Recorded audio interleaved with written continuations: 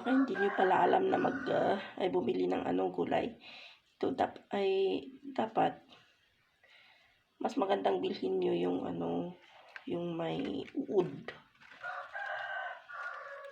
Alam nyo kung bakit? Hindi masyadong na-spray, hindi masyadong lagyan ng chemicals. Iyon siya, oh. Kaya pag ako bumibili, tinitingnan ko muna kung medyo may uod siya. Kasi ayaw ko yung malinis. Kasi kapag malinis, alam mo na yun. Na na yan ng chemicals.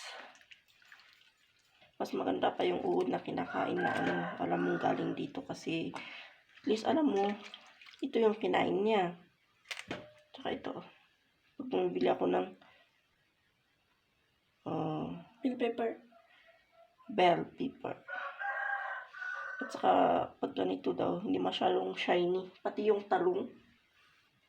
Pati sa talong, hindi daw masyadong shiny yung bilhin. Kasi kapag shiny daw siya, na chemical.